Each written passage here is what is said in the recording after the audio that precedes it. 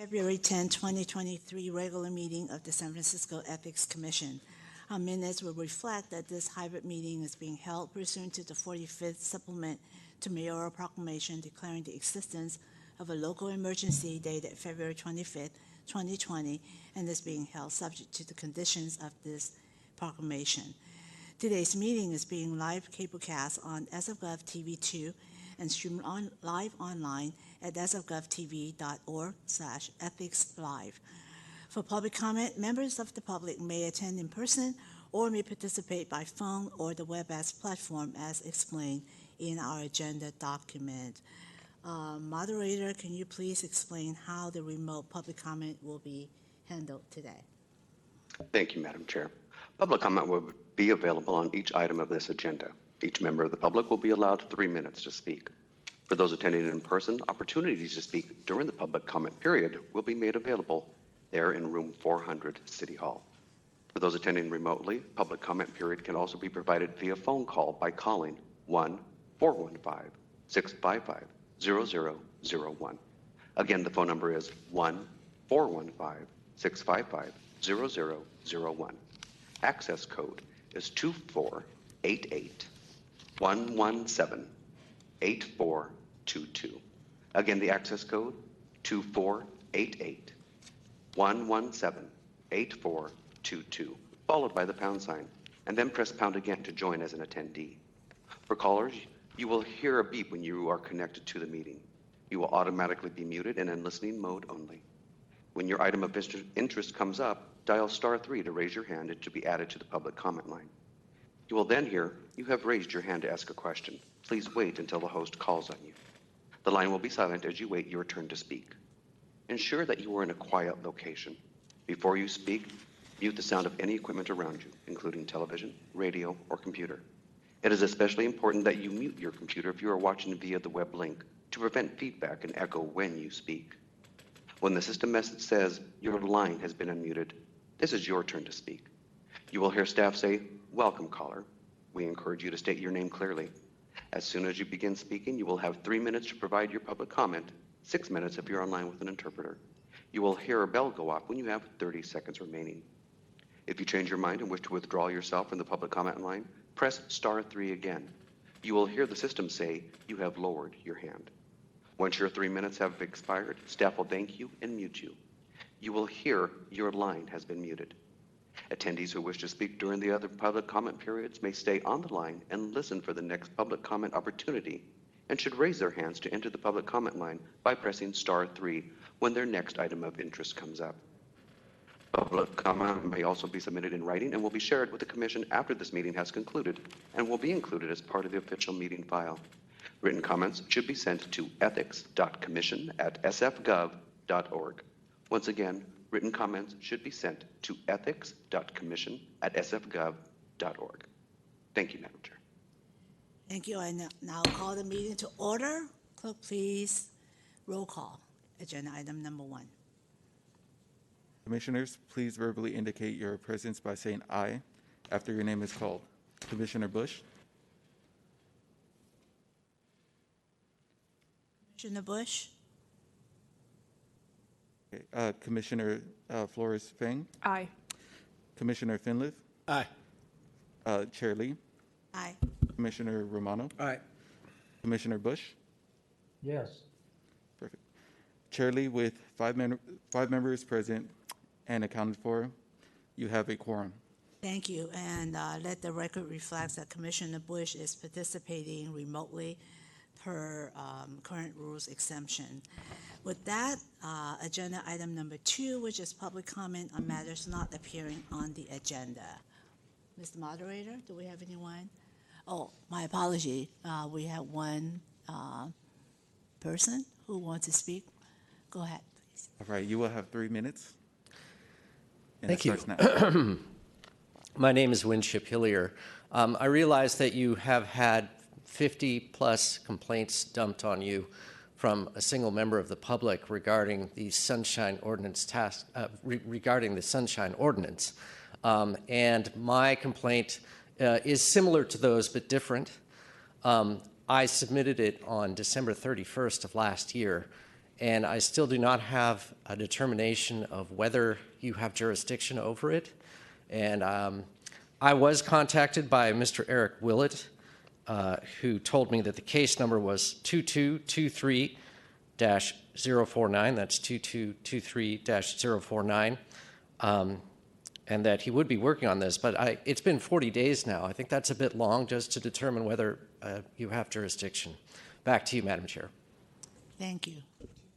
And we will make sure that Mr. Willett will get in contact with you for follow-up. Thank you. Mr. Moderator, do we have anyone waiting on queue? Thank you, Madam Chair. For remote participants, if you joined the meeting early to listen to the proceeding, now is the time to get in line to speak. Members of the public who are already on the line and wish to provide public comment on matters not appearing on the agenda under item number 2 should now dial *3 or raise your hand in WebEx if you have not already done so to be added to the public comment line. Once you are in the queue and standing by, the system will prompt you and it'll be your turn to speak. We ask that you please address your comments to the Commission as a whole and not to individual members. Please stand by as we check the queue. Madam Chair, we have one caller in the queue. Welcome, caller. Your 3 minutes begins now. Great. Can you hear me now? Yes. Good morning, David Pilpel. So on item 2, general public comment, I just have a brief question. Is item 12E, the closed session probable cause determination item, still being heard today? I'll have other comments later in the meeting. If you could address that, that would appear to be an agenda change if it is not being heard. Thanks for listening. Thank you, caller. If I may respond, I think that item has been tabled to March meeting.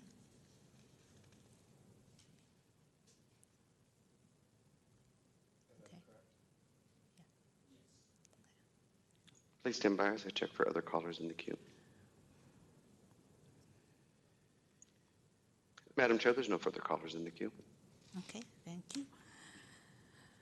Public comment is closed. We now go to agenda item number 3, which is consent 3, 4, 5, and 6, which is consent calendar. As noted on the agenda, there will be no separate discussions on the consent calendar item unless a request is made by a commission member or a member of the public in attendance, in which event the matter shall be removed from the consent calendar and considered as a separate item. If any commissioner asks to discuss item, that item will be taken up following action on the consent calendar items on the regular calendar for discussion and action. Does any commission member wish to discuss any item on the consent calendar? I see none.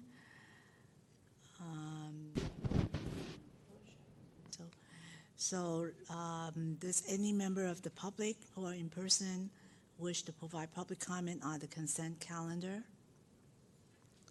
If not, Mr. Moderator, do we have any members of the public waiting in queue for this comment? Thank you, Madam Chair. Please stand by. Madam Chair, we have one caller in the queue. Okay.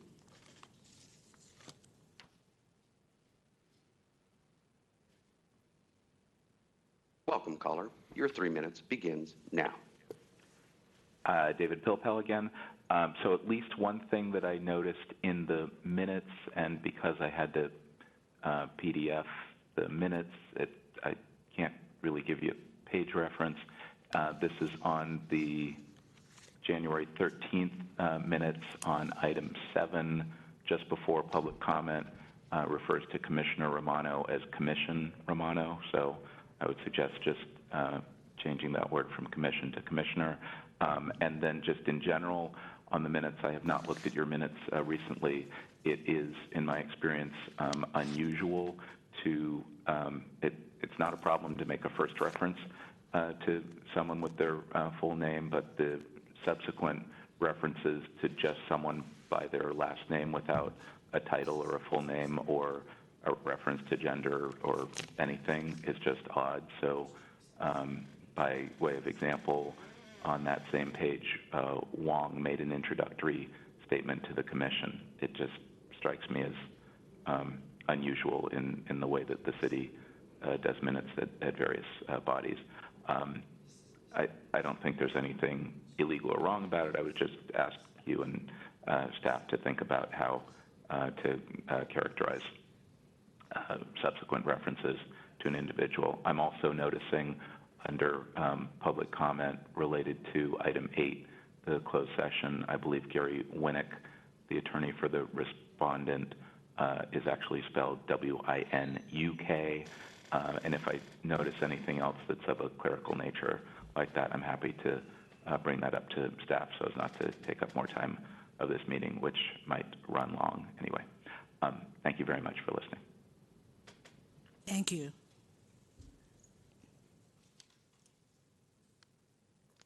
Please stand by as I check to see if we have any further callers in the queue. Madam Chair, there's no further callers in the queue. Okay, public comment on the consent calendar is now closed. Commissioners, since there are no further discussions, do I entertain a motion to adopt the consent calendar first? Item number 3, resolution on the continuation of remote hybrid commission meetings. Item number 4, draft minutes of the Ethics Commission January 13, 2023 regular meeting. Item number 5, draft minutes of the Ethics Commission January 20, 2023 special meeting. And item number 6, acting executive director's report highlighting various departmental programs, operations, and staff news. Do I have a motion? Sure, I move. So I think item 6 is discussion purposes only, but I move to adopt items 3, 4, and 5. In number 4, which is the draft minutes for January 13th, I just suggest we confirm the correct spelling of the gentleman's last name mentioned at public comment. But other than that, I move to adopt those items. Okay, as amended. Any second? Second. Okay, roll call, please. On the motion to adopt the consent calendar, Commissioner Bush, Aye. Commissioner Flores-Fang, Aye. Commissioner Finliff, Aye. Chair Lee, Aye. Commissioner Romano. Aye. Madam Chair, with 5 votes in the affirmative and 0 votes opposed, the motion is approved unanimously. Thank you. Now we go to agenda item number 7, which is election of commission officers for 2023 per Ethics Commission's Bylaws, Article 4, Section 1. I ask Acting Executive Director Thykendale to provide an overview of the process for the nominating and electing officers for the coming year. Thank you, Madam Chair. The Commission's bylaws do not provide for a specific method for election of its officers. The Commission has customarily employed the following process. The Chair will open nominations for Chair. Any Commissioner who wishes to nominate a candidate for Chair will state the name of that person.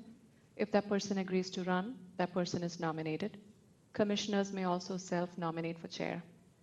When there are no further nominations and following any public comment, the Chair will close the nominations and take a roll call vote in which each Commissioner shall state the name of the nominee for whom he or she is voting.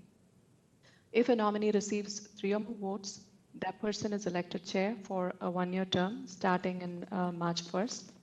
If no nominee receives 3 votes, the Commission may have further discussion and proceed to another vote. This process shall repeat until one nominee has received 3 or more votes. Following action to elect a chair, the chair will then open nominations for vice chair, which will follow the same process. Any commissioner who wishes to nominate a candidate for vice chair will state the name of that person. If that person agrees to run, that person is nominated. Commissioners may also self-nominate for vice chair. When there are no further nominations and after public comment, the chair will close the nominations and take a roll call vote in which each commissioner shall state the name of the nominee for whom he or she is voting. If a nominee receives 3 or more votes, that person is elected vice chair. If no nominee receives 3 votes, the Commission may have further discussion and proceed to another vote. This process shall repeat until one nominee has received 3 or more votes.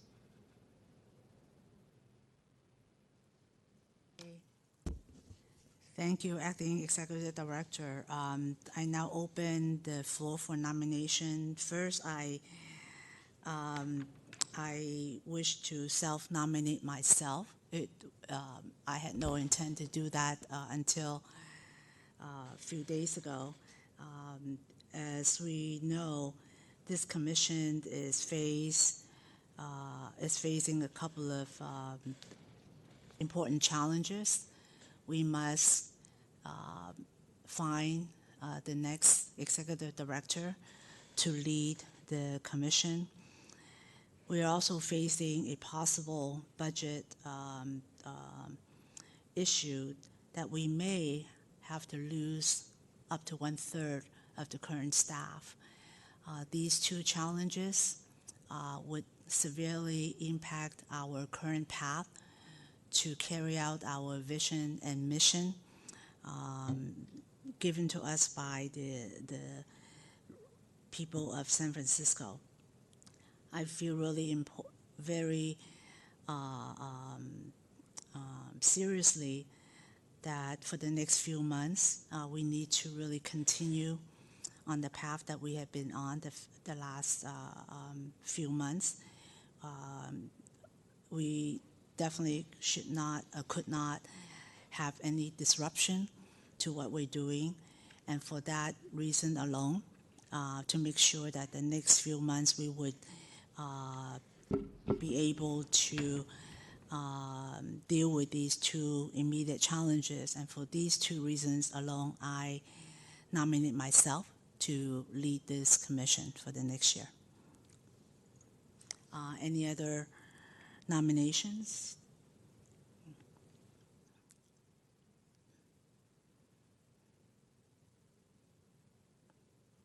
I guess I'd ask Commissioner Bush if he would like to remain as vice chair. Yes. So do we do the chair first and then do we do the public comment and then vote?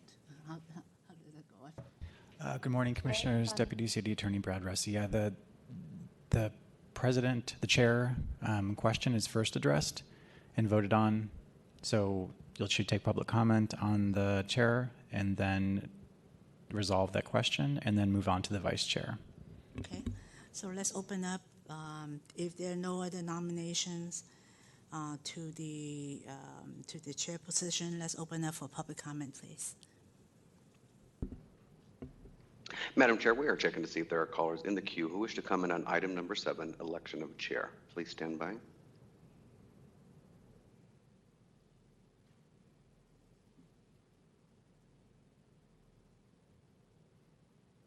Madam Chair, there are no callers in the queue. Okay, so Ma- get the vote first and then go to vice chair? Or? I don't have a nomination, but I'd like to just make a comment. Okay. Without mentioning any other commissions, I just like the lack of drama that we have in our selection process. I think that's important. But Madam Chair, since I think you will be the remaining chair, one thing I would like to point out, I would like to have an opportunity to have the other commissioners weigh in more on the agenda setting. I know it's not a requirement, but I think it'd be nice to build that into the process a little bit. Okay. The rest of us are involved in that as well. If I could ask the city attorney, my understanding is the agenda is set by the chair, but every meeting at the end of the agenda or toward the end of the agenda, members of the commission can suggest items that they would want to be included in the future commission meetings. And I know that for myself, I've been very forthright when I meet with the executive director to make sure that all of those suggestions are included if it is appropriate, if it is timely. So I do take your suggestion very seriously, and that is something that I really believe that this is a commission that should reflect each of the 5 members' areas of interest, expertise, and moving forward. So I do take that seriously, and thank you for bringing that up. Yes, I agree, Commissioner. The other commissioner's opportunity to propose items for the agenda. The commission's consideration is on the agenda at every meeting, and you can provide input at that time. Thank you. So do we take the vote now, or do we go for the nomination for the vice chair first? You should take a roll call vote on the nominations pending on the floor for president or chair. Okay. If I may make. Chair Lee? Yes, go ahead, Commissioner Bush, I'm sorry. I know that we were taking comments from the public, but I wasn't sure if we had a specific time for commissioners to comment. And I would like to comment on the nomination of Chair Lee, because this is a critical period for the Ethics Commission. It comes on the heels of a series of reports by the controller and endorsed by the city attorney about corruption issues in our city government. It's also a time of change since Leanne Pelham has decided to leave as executive director. And we have 3 of the 5 commissioners who have arrived fairly recently as these things go. And so we don't have the longevity. In addition to all those issues, Commissioner Lee offers something that we seriously need, and that's a facility with parts of the San Francisco voters who are not conversant in English or necessarily conversant with the political process. And I think somewhere between 35 and 40% of all San Francisco voters are Asian Americans. And so I think it's very important that we have representation at the top of the commission, at least at this point, that brings more equity to that process. So I'm delighted that Chair Lee is willing to stay on. Thank you. Thank you, Vice Chair Bush. Roll call, please. Thank you, Madam Chair. Commissioners, as I call your name, please vote by stating the name of the individual for whom you will be casting your vote to serve as chair for the Ethics Commission for the coming year beginning March 1st. Commissioner Bush, Chair Lee. Commissioner Flores-Feng, Chair Lee. Commissioner Finlep, Chair Lee. Chair Lee, Myself. Commissioner Romano. Chair Lee. Madam Chair, by a vote of 5-0, the Commission has elected you, Yvonne Lee, to serve as chair for a one-year term beginning March 1st, 2023. Congratulations, Chair Lee. Thank you, and I want to thank my colleagues for your trust, not only in me, but in this commission, that we have a very important task, and it takes all 5 of us, and we come with different perspectives, and each one of our experience perspectives is very important, especially now as we move forward. So thank you for your trust, and we need to really proceed to make sure that we have the new leadership in place and the necessary resources to support the work that we want the commission to move forward. So thank you very much. Now let's go to the nomination for vice chair. Do I hear any motion to nominate? I would nominate Vice Chair Bush to continue on as the vice chair. As we all know, Vice Chair Bush has a institutional relationship with this commission. He worked on the community level that created this commission, and throughout as members of Friends of Ethics, as a community advocate, and until a couple of years ago, and now as the vice chair, member and then vice chair of this commission.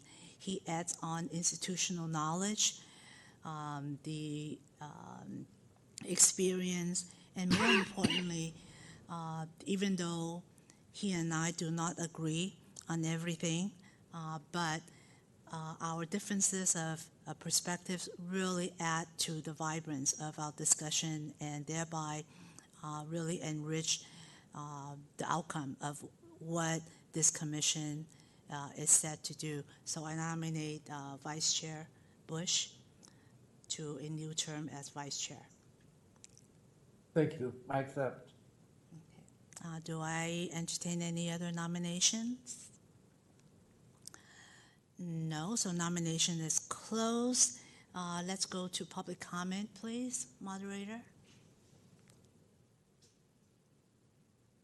Madam Chair, we are checking to see if there are callers in the queue who wish to comment on item number 7, election of vice chair. Please stand by.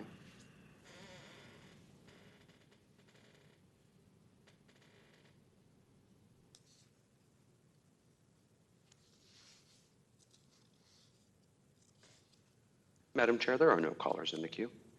Okay, so let us go to the vote for the vice chair. Director Thykendale, can you please do the roll call? Thank you, Madam Chair. Commissioners, as I call your name, please vote by stating the name of the individual for whom you will cast your vote to serve as the Vice Chair for the Ethics Commission for the coming year beginning March 1st. Commissioner Bush? I vote for me. If I may also have the privilege of making a comment, each of us are appointed by different parts of city government. My appointment comes from the Board of Supervisors, and it's one of 2 appointments that are made with an eye towards greater public participation and involvement. And to me, that's sacrosanct, because of all the things that this commission does, being an overseer or a monitor for behavioral issues is probably the least of it. The most important thing that I see the commission doing is encouraging greater participation on the part of the people of San Francisco so that they participate in the decisions that affect their lives. They have to believe that the decisions and their participation makes a difference. And I think part of our job is to be able to connect with them so that they can see that that takes place. And in the period in which I serve as vice chair, that is going to be the most important contribution that I think I can make. Thank you. Thank you, Vice Chair. Roll call, please. Continuing with the roll call, Commissioner Flores-Feng, Commissioner Bush. Commissioner Finlep, Commissioner Bush. Chair Lee, Commissioner Bush. Commissioner Romano. Commissioner Bush. Madam Chair, by a vote of 5-0, the Commission has elected Commissioner Bush to serve as the Vice Chair for a 1-year term beginning March 1st, 2023. Congratulations, Commissioner Bush. Congratulations, Vice Chair Bush. And we look forward to seeing you at the next meeting in person. I look forward to that too. Now let us go to agenda item number 8, which is discussion and possible action on the executive director recruitment process, which may include participation by a representative from the executive search firm. And I'm happy to report that Ms. Pam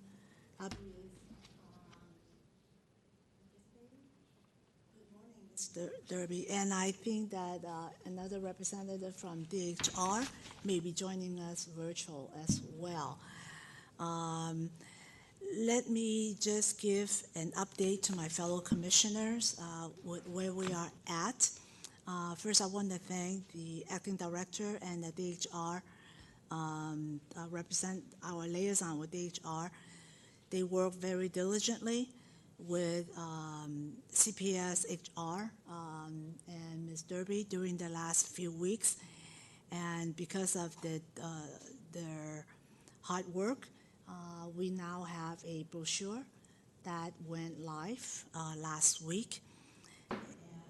Now we are approaching to the next step, which this commission had asked to do, which is public engagement. As we know, we want to make sure that this process is inclusive, transparent, and we want to make sure that all of our stakeholders will have the opportunity to weigh in as we select the next executive director. Through comments from key stakeholders, members of the commission, and members of the staff, the firm was able to put together a general blueprint of the type of experience, character that we are looking for in the next ED. Now we want to make sure that we work with members of the public, our stakeholders, so that they will have a chance to meet with us, to share with us what issues they would really want the next ED to be aware of, their interest areas. So the idea originally, and again, I'm open to any amendments. The idea when we discussed this was through the search committee that was formed by the chair and the vice chair.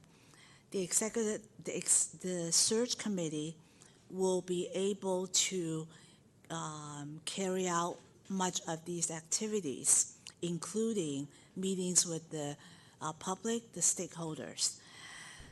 However, there are also opportunities for other members of this commission who wish to join in certain stakeholder meetings that we can either make this a formal commission meeting if there are more than 3 members, or we can continue as a search committee with the chair appointing another person or 2 other people to replace the chair, to replace the existing 2 members of the search committee. As you know, the search committee is also required to notice these meetings. And I think it's very, very important that we do so that the members of the public will know that they have an opportunity to participate. So again, as long as we have 2 members of the commission to meet in these noticed committees, meetings with the public, that is currently something that we had all agreed on. Any of the commissioners who are not currently on the committee but do want to, let's just say we have a stakeholder meeting with members of the campaign managers, they can certainly participate as member of the search committee as long as we have 2 members. And I would make sure that that happens, because if there are more than 2, we would need to do the normal commission meeting process, and that might take a little bit more time, and as you know, we have a very tight timeline. So with that background, and now that we are heading to the second phase, which is public engagement, I want to turn it over to our acting director to see if she has anything to add before we ask Ms. Derby to give us an update. Thank you, Madam Chair. The staff is looking into a few logistical aspects to help schedule these outreach sessions. Essentially, we will need to determine if these sessions will be in person as well as remote, if we will want the public to participate in person and also be able to participate virtually, in which case we will need to conduct them in meeting spaces that provide for the technology needed to conduct hybrid meetings. A few options to consider are that we could conduct them in meeting rooms that we use for our commission meetings at City Hall, as they are already equipped with the technology.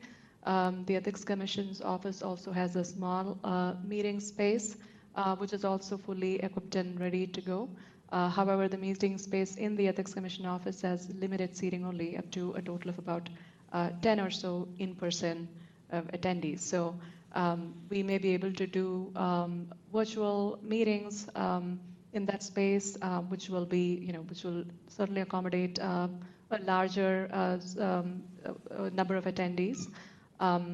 So the meeting space is something that we're looking at. A few other considerations, we could possibly conduct in-person meetings in a larger room without the online component, and we could conduct separate online meetings. So there are ways to logistically plan these meetings. So that's something the staff is looking into. We will also need to consider meeting requirements with respect to public noticing. If these outreach sessions will be attended by 2 commissioners, it'll essentially need to be noticed at least 72 hours ahead of time, like our regular meetings. Which I understand until end of this month, some of those rules may be relaxed. But we also know that effective March 1st, meeting rules will be back to pre-pandemic time rules. So there are additional logistical considerations that will need to be considered if we are scheduling the meetings after March 1st. Thank you. May I just, before I ask my fellow commissioners for comments, I just want to add that right now we're looking at conducting these listening sessions before the deadline of submission of March 9th. The idea is, even though we have put out the qualifications and everything else, it is really important for the public to weigh in before we go through the evaluation of the applications and then the final step of interviewing finalists. Right now, I am looking at a minimum, given everyone's busy schedule, I'm looking at a minimum of 2 listening sessions. The first one will be grouped by folks who have direct responsibility to engage with this commission, such as regular reporting, filing of reports and everything else. Those are the campaign consultants, lobbyists, and what have you. So that will be a first meeting. Again, these are proposals, and I'd love to hear your thoughts. The second meeting will be involving the community-based organizations. Those are the folks that we've heard often. They are also engaged with us, maybe not directly, but whatever rules and regulations that we pass would impact them as nonprofits and CBOs. So right now I'm looking at a minimum of 2 to start, and then let's see what the interest areas and what the time commitments we have among the commissioners. So right now I want to turn it over to Ms. Derby to give us an update before we have any questions for you. Good morning, Ms. Derby. Good morning, Chair, Commission members. Thank you for having me. And it's a pleasure to see you again. I do have a quick PowerPoint to share. I'll bring that up.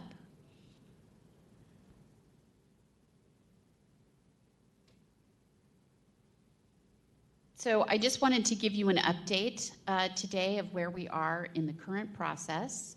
The first thing I wanted to show you is that we have updated our timeline per some of the conversations we've had with you since my last appearance at your meetings. But as you can see, currently we have started the active phase of the recruitment. As the chair mentioned, the brochure did go live last week. It's live on our website. It's live on the commission's website. And the final filing date is March 9th. And so we have the next 30 days to go out and find candidates. After that March 9th final filing date, we will be doing complete resume reviews and screening interviews with those candidates that meet your minimum qualifications. It's anticipated that we'll be meeting with you on March 24th to do a candidate review meeting with the selection committee. At that point, then those are potential dates from the 31st to April 19th for candidate interviews with the selection committee. And then April 20th to May 12th are potential dates for second round interviews with the full Ethics Commission, giving you a final decision and employment offer the first part of May. The reality is that we may be able to cut some time in here in this process, in the selection process. I think it's very probable that you would be able to be making an offer actually sometime in late April.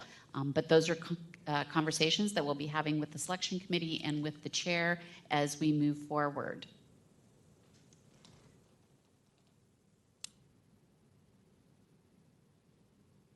My slide doesn't want to move here.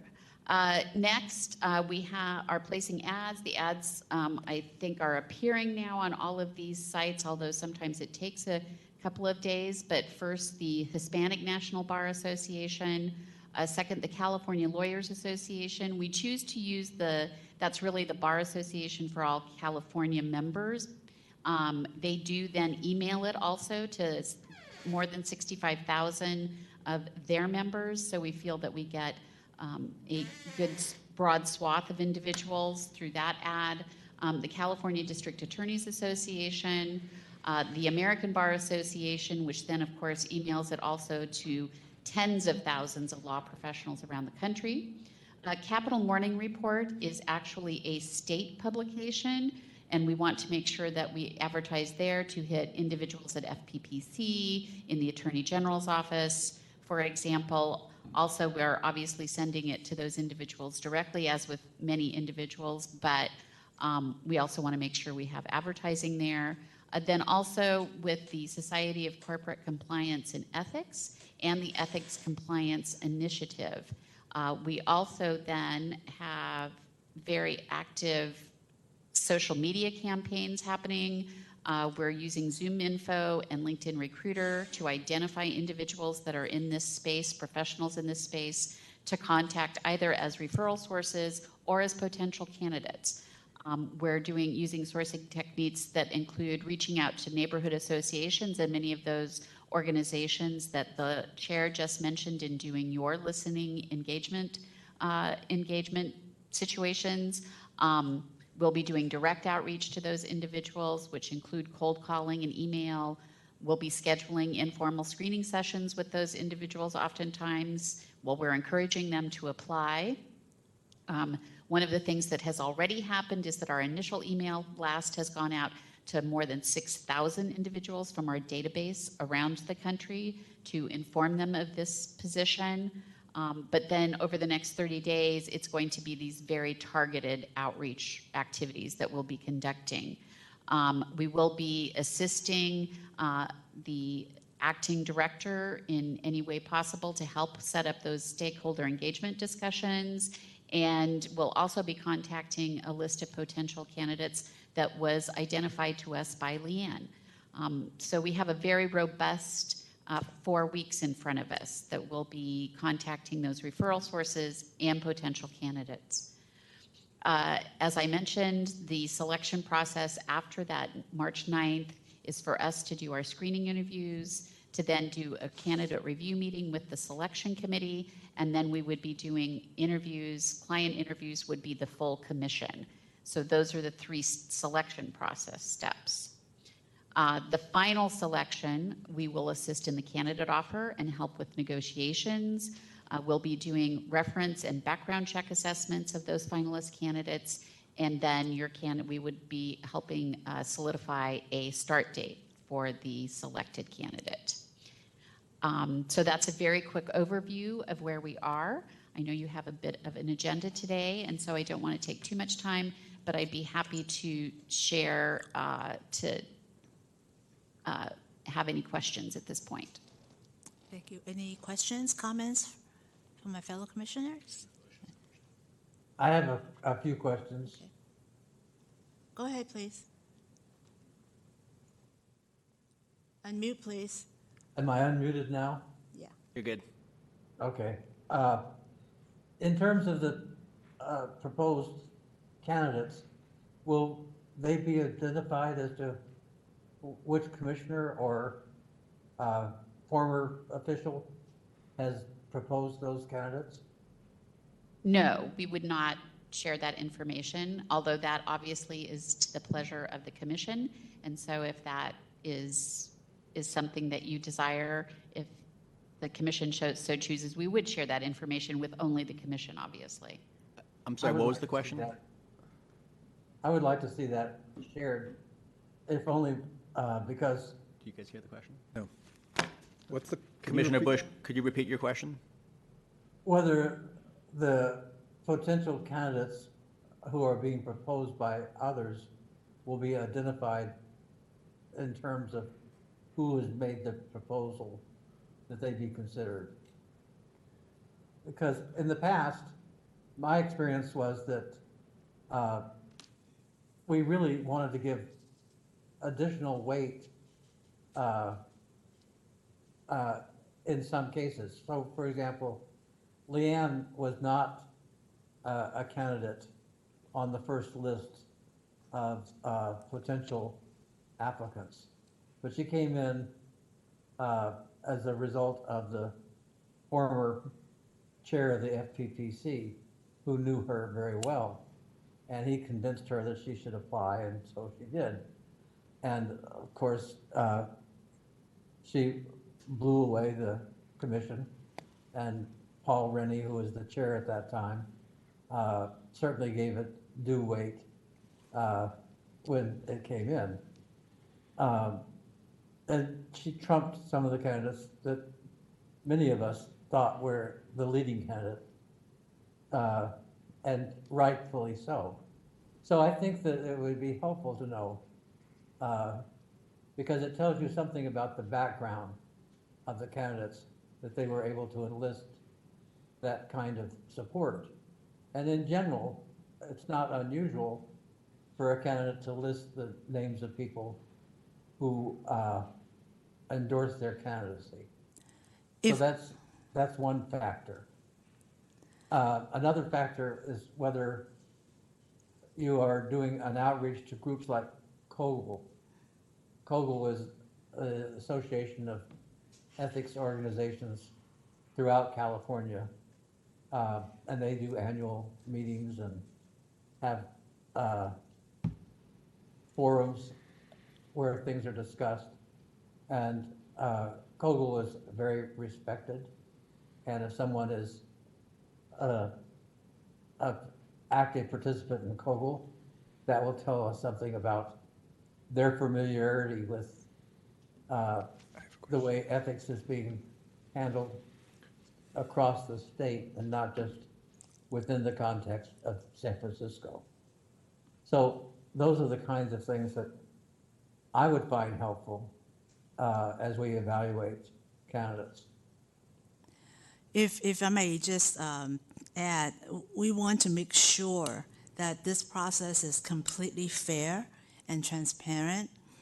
I think that it's okay for individual members to ask someone to apply for this job, but as we go forward with this process, it would not be, for me, it would not add public confidence if some candidates come in and say, I'm recommended by somebody.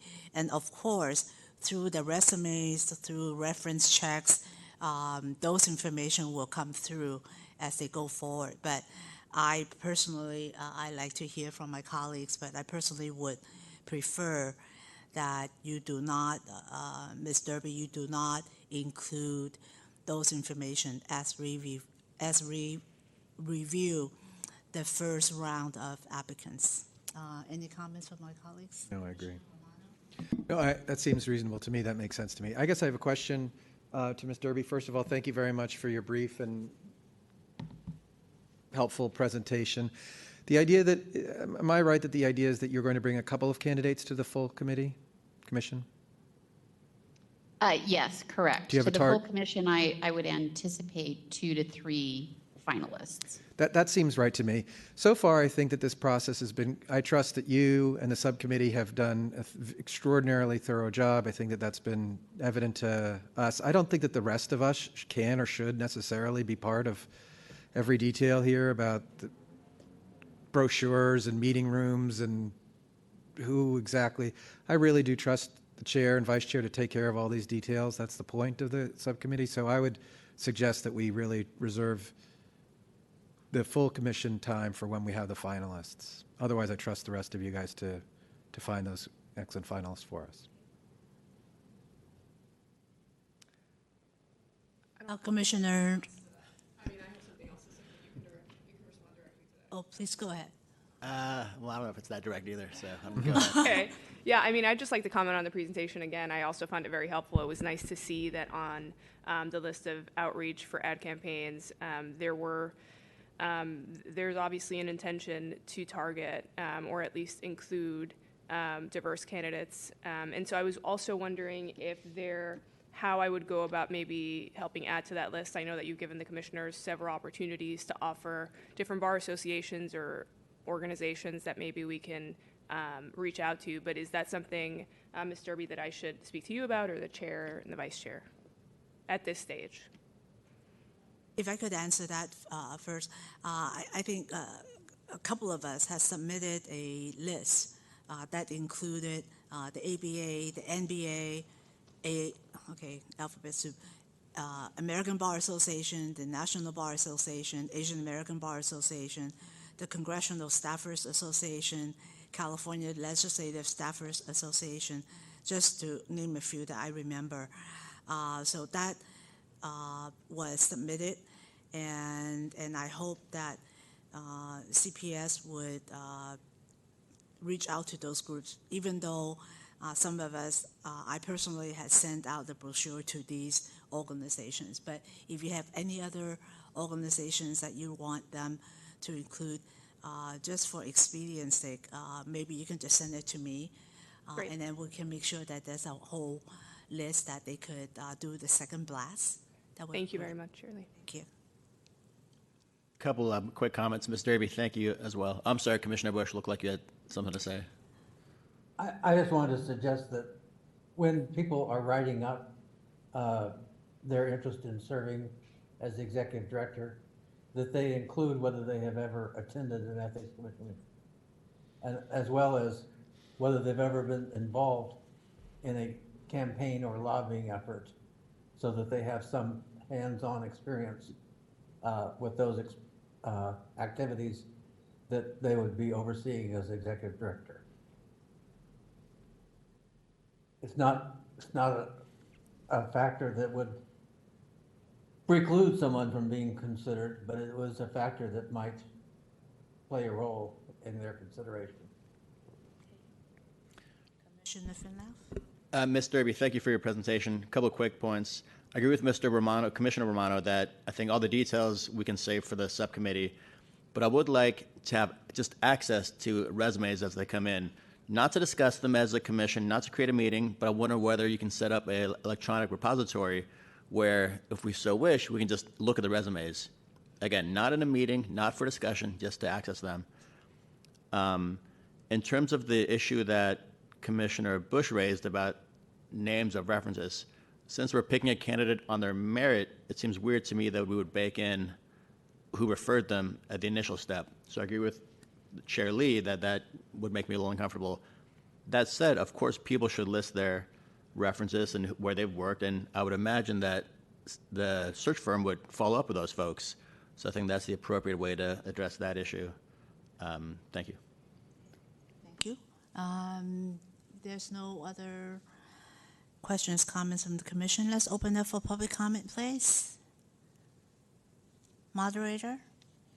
Madam Chair, we are checking to see if there are callers in the queue who wish to comment on item number 8, discussion and possible action on executive director recruitment process. Please stand by.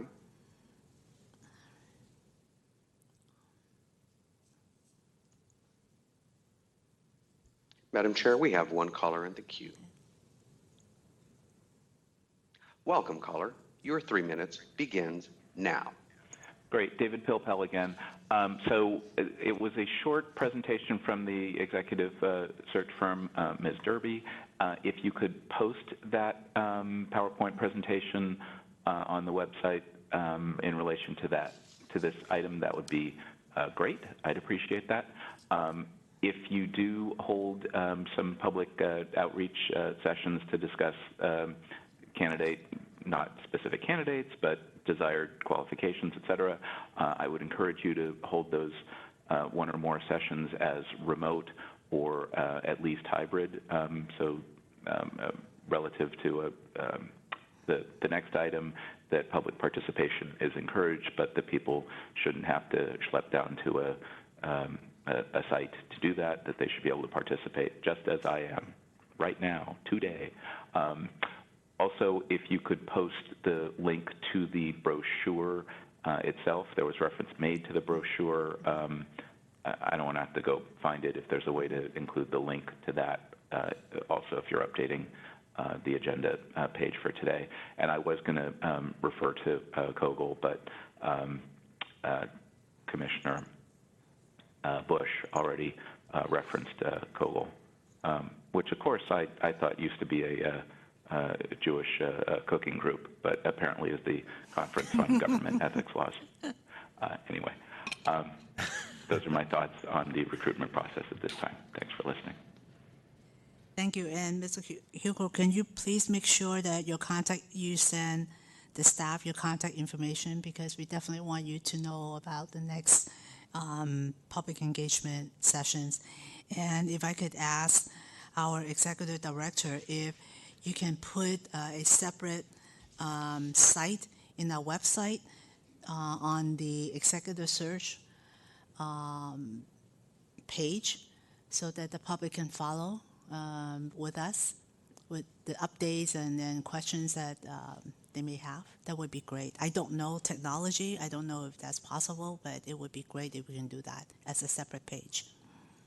Sure, we'll look into that. Okay, great. Thank you. Any other public comments? Madam Chair, there are no further callers in the queue. Okay. Just one more thing that I want to brief my fellow commissioners. We have a standing weekly meeting with our DHR liaison as well as our CPS HR representative, just to make sure that we can troubleshoot whatever issues that may come up and that we're staying on schedule. Thank you for your continued engagement. And again, each one of us are free to reach out to talk to our stakeholders and friends as we go forward until March 9th. And I will be working with CPS and DHR to make sure that the first round of applications will be reviewed so that there may be a jam in that group. They may not meet the so-called minimum qualifications, but if there's someone who could really stand out from that group, we'll make sure that on behalf of the commission, we will be able to review every application that comes through. But I'll reiterate my preference to just have access to the understand. resumes. Yeah, so we will work with the city attorneys to make sure that that process would be available at the same time protecting the privacy of these individuals, because if we're dealing with making it available to all of us, there may be some confidentiality issues that we may need to abide by. Commissioner, this is with respect to Commissioner Finlove's request to have the applications available for all the commissioners to see. I don't see an issue with that in assuming that the wherever they're stored is a secure location. We'll work on that one then. Thank you. Okay, with no more public comment on agenda item number 8 is now closed. No action is required. Thank you, Mr. Thank you. Excellent work, and we will see you at the next meeting with update. Thank you. Wait, Thank are we you. having an update every meeting now? Well, the I move that March we do not meeting- have any more updates until we have two or three finalists. Okay. The purpose of these updates is also to keep the public engaged. Then I would suggest that we publish something on our web. We don't need to take the time to go through this. I trust you guys. Okay. That's the purpose of this subcommittee. Okay, That's my if that's the preference. preference of the commission. Yeah, I think if there's specific issues you need the whole commission to weigh in on, that's different, but I don't see what that would be unless we're at that stage. Okay, so we won't see you in March. But we do appreciate all your work, honestly. I would say that most organizations of your stature and size do try to have a web page dedicated to the search, and it does, then the public can see it on a daily basis if there are updates, et cetera. And so I highly encourage that if it's possible. That seems reasonable.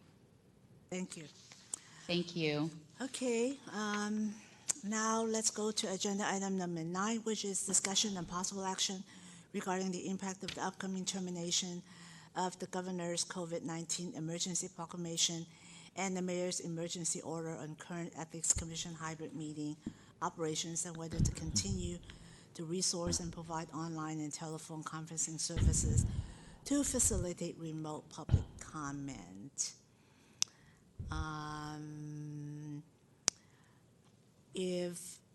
I think this is pretty self-explanatory. If we can just take Yep. a vote, I don't think we need to have. I agree. I was going to go out on a limb and say I suspect everyone here would like to continue offering remote comment. I would move that we do that, and then I think that's, unless there's something else we need to do, I think that should resolve it.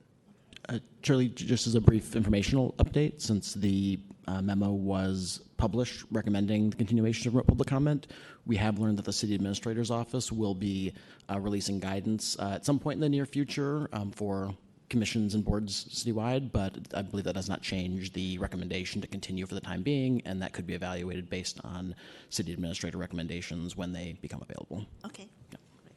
Thank you. Let's go to public comment, please. Thank you, Madam Chair. We are checking to see if there are any callers in the queue who wish to comment on item number 9. Please stand by. Madam Chair, we currently have 2 callers in the queue. Welcome, caller. Your 3 minutes begins now. Great. David Pilpel again. Just one thing I forgot on the last item, there was a lot of discussion about external candidates. I don't want to lose the possibility that there are internal candidates at the city, not just at the commission, but elsewhere within city service. So anyway, I'm sure there will be appropriate outreach there. On item 9, absolutely, please continue allowing remote public comment at commission meetings. It increases outreach opportunities for engagement and hopefully meaningful public participation, which has long been my goal and that of others, so long as all documents are available on the web and anyone can participate from anywhere and make hopefully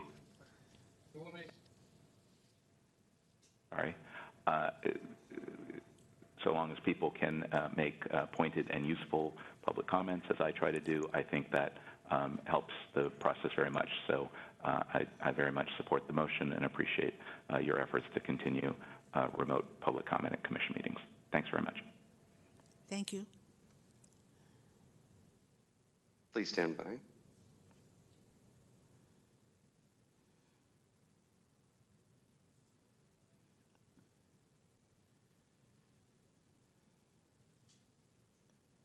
Welcome, caller. Your 3 minutes begins now. Good morning. This is Debbie Lerman at the San Francisco Human Services Network. I just want to support and appreciate the staff recommendation to continue with remote public comment at your meetings. This has been a true advance in accessible democracy for a lot of people who've never been able to participate before. Requiring in-person participation excludes a lot of people, including people who work during the day, people who are low income, have small children, seniors, people with disabilities, caregivers, people who don't have transportation, and people at higher risk from COVID, with the greatest impact falling on communities of color. And even those of us who do have what I consider a privilege to be able to come down there in person, often have to spend hours of our day sitting there waiting for our 2 or 3 minutes of public comment. This really is a leadership position that will send a signal to other commissions that you value public participation, and we urge you to continue engaging the community in this way and allowing for diverse input into policy discussions. Thank you so much. Thank you.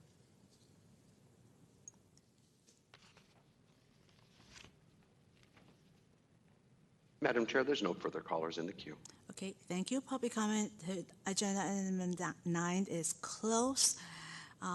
Colleagues, do I entertain a motion to continue the Commission's hybrid meeting operations and to continue public engagement through the continuation of resources and online telephone conferencing services to facilitate remote public comment?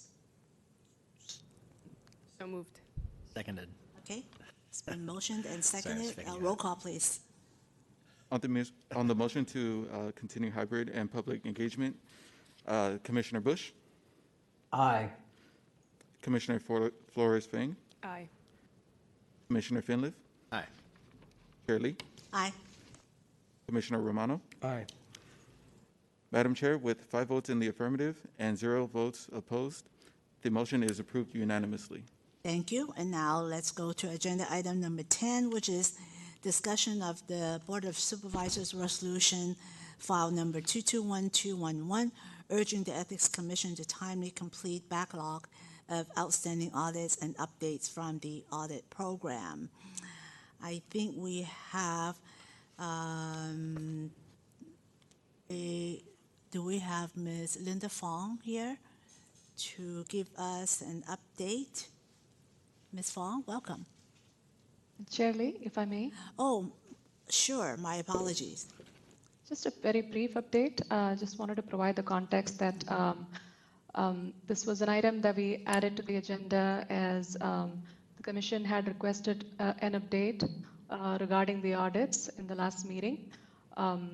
Also, as you know, the board had adopted a resolution in December urging the Commission to timely complete the backlog of its audits. So we have Linda Fong here, Audit and Compliance Review Manager, to provide us a brief overview of the update. Thank you. And please go ahead, Ms. Fong. Thank you, Chair Lee.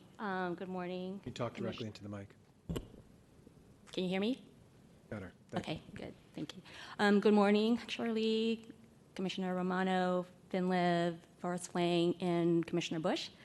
As Gayatri summarized, we received a resolution from the Board of Supervisors last month urging the Audit Division to timely work through the backlog, and specifically to create core components of a long-term sustainable audit function, and to seek assistance, if possible, to help with the timely completion of the audits, either through an external audit firm or through the controller's audit division.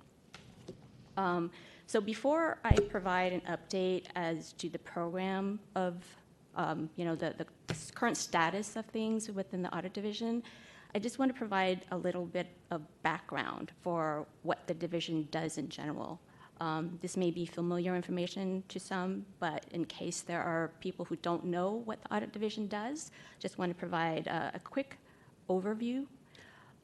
So under the city charter, the Commission has the duty and responsibility to audit campaign statements filed with the Commission to ensure compliance with applicable state and city campaign finance laws and regulations. Under the city's campaign and governmental conduct code, candidate committees that receive public financing, they are subject to mandatory audit. And committees that don't receive public financing, they may still be selected for audit at the discretion of the executive director. Also, the Commission needs to conduct at least one lobbyist audit, one or more, annually. And besides conducting mandatory and discretionary audits, campaign finance audits, and the mandatory lobbying audits, we also have the responsibility of developing and implementing a post-filing compliance review program for electronically filed statements of economic interest, or what we refer to as the Form 700. This was recommended by the Controller's Public Integrity Review back in July of 2020, or June of 2020. And in addition to audits and reviews, during election years, the Commission is, well, specifically the Audit Division, is responsible for administering the city's public financing program, where we review candidate eligibility and review or coordinate the public disbursement of funds for candidates who run for supervisor or the mayor seats. And to do all that work, we currently have a staff of 4, 1 audit and compliance review manager and 3 auditors. Currently. Not too long ago, as recent as April in 2021, the Audit Division was operating at 25% capacity. And that was due to staff vacancies and disaster service worker assignments due to the city's COVID-19 response. The division got to operate at 100% capacity by November of 2021 with the filling of another staff vacancy and the return of staff from DSW service. And at that time, once we were at 100% capacity, the staff focused on the evaluation of the existing compliance, the campaign finance audit program, and the development of a lobbying program as recommended by the BLA audit in 2020. And we did that before initiating any new audits because we felt that we needed to adequately address the BLA findings, the recommendations, and implement them, and also build the foundation of a long-term and sustainable audit function. It just made sense to do that before initiating any new audits, even though we acknowledge there was a backlog due to the COVID-19 response, the shelter in place, but it just made sense to evaluate the program, make sure that the program was going to be sustainable going forward, and it was going to be effective and efficient. And as a result of that evaluation, now we have standardized audit processes and procedures that we could apply not only to campaign finance audits, but to lobbying audits, as well as the new compliance review program that we intend to develop for the Form 700. Once we reached 100% capacity, during the 15 months that we have been at 100% capacity, we were able to develop the lobbying audit program. We initiated and completed 6 lobbying audits, and the lobbyists selected for audit, they are identified in the memo, and the audit reports for the completed audits are available online right now. On the campaign finance side, recognizing that there was still a backlog and the more time went on, the backlog was going to increase, we reached out to the controller's office in July of 2021 to seek assistance to secure external audit services to help us to seek those services. And we were referred to the Office of Contract Administration, and we've been working with them ever since and continue to work with them to secure external help. We're working on a contract to secure external auditing services to help us with the backlog going forward. And while we continue to work on the contract to help us with the backlog, we started initiating and planning for the current backlog. We initiated the 2019 audits that are identified in the memo. We had 2 2019 audits that were mandatory audits, and then we had 16 2020 mandatory audits, and with the recent 2022 election, we have another 5 that are adding to the backlog. So while we are working on the contract and trying to secure external services, we have initiated some of those audits ourselves in-house, and those are identified in the memo. And finally, in addition to trying to work through the backlog, continuing to work with OCA on the contract to secure external services, as I mentioned earlier, we are commencing development of the Form 700 compliance review program, which, given the BLA office conflict of interest audit that's going out now citywide, that is a priority to make sure that anything that we could implement in a Form 700 review, that it's consistent with the focus on conflict of interest matters.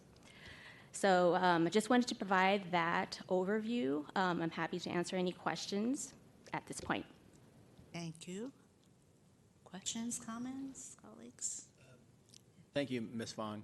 So is the plan right now to cover the backlog with existing resources and the external support? Right now, because we don't have a contract yet, we are trying to initiate audits in-house. So we started 2 of 2019 audits, and we've started 2 of the 16 2020 audits. And we are on track to starting a 3rd 2020 mandatory audit. And so not knowing when we are going to secure a contract with an external firm, we initially planned to take on in-house 6 of the 2020 mandatory audits in addition to the 2 2019 mandatory audits. And resources and time permitting, we want to get through those. But if the contract is established soon, then the remaining 2020, we want to negotiate and have them help with that. Did you say you've been trying for 2 years to get the external contract? Yes. That? Well, yeah, the process started back in July 2021. And yeah, it's been a long, ongoing process. But in recent months, I think we've made, with the help of the OCA, we've made a lot of progress or steps forward. And if that doesn't happen, does the commission have the resources internally to ever get out of the backlog? I think we do now. Since we got back to 100% capacity and with the evaluation of the current process, building that foundation, that is why it was so important to build that foundation. So once we did that, knowing that we still have a backlog, now it's just getting to work on the backlog and executing it. And with the new process, I think compared to how audits were done before, I think they can be completed more timely, given the new process. Thank you. Yeah. Shirley, if I can add a comment, Shirley? Yes, please. Regarding Commissioner Finleff's question about the process that we've been engaged in receiving, the contracting support, the reason it's taken this long is because when we attempted to secure a contract previously, we reached out to the controller's office, and they were willing to allow us to use a pre-qualified list from their contract at that time. But however, that list was expiring much sooner than we would have been able to actually establish a contract with one of those vendors in that list. So even though they were willing to support it, administratively it wasn't feasible. And we also internally did not have the bandwidth to actually conduct the necessary steps to do the contracting work. Which is why when the controller's office at that time guided us and told us to actually work with the department of either the Office of Contract Administration, we engaged with them and then established a work order with them, which they had to estimate and included that as a part of our budgeting process as well. And we got the funds allocated from the election campaign fund. So all of those steps in making funds available, making the resourcing available on the Office of Contract Administration, all of those steps took time. Now we are very actively engaged with the Office of Contract Administration. So the phase that we are in right now is different from what we've been engaged in over the last year and a half or so. So which is why we're more optimistic that we're right now actually working on the process of initiating the necessary steps for contracting. And the controller's office has also refreshed their pre-qualified lists of approved vendors. So we should be able to readily use that list again this time. So those were the reasons why there was a delay. Great. No, thank you for that explanation. And it sounds like help is on the way. And to Ms. Fong, your unit does just such critical work, so it's nice to hear from you. Thank you for your presentation. Oh, you're welcome. I have some questions. Romano? Yeah, I have a couple of questions about the unit generally, not so much necessarily about the backlog. I was hoping that you could. So if you're not prepared, I completely understand.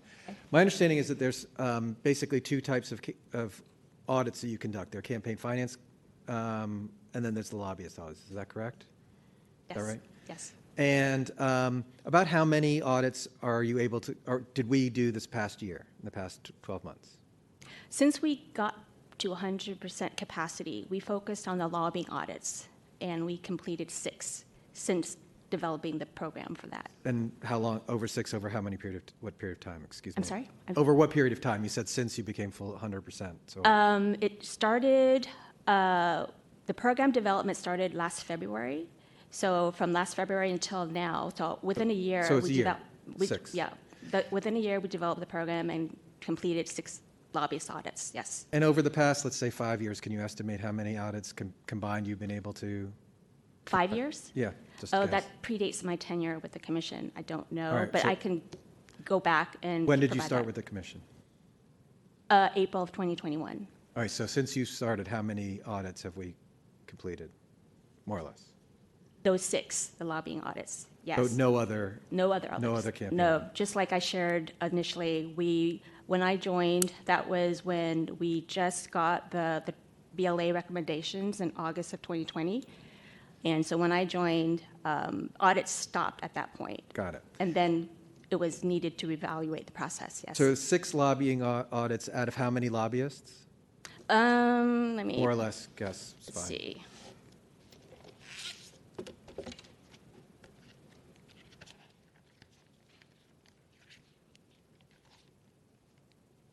A guess is fine. I have this somewhere. Bear with me. So when we did the audit of 2021 activity, and so on file during that review period, there were 253 lobbyists, of which 247 were contact lobbyists and 6 were expenditure lobbyists. Got it. And are the 6 randomly selected? Is that right? Yes, they were randomly selected. And do we have a percentage of how many randomly are supposed to be selected? I thought you said it's at least 1, but is that the deal?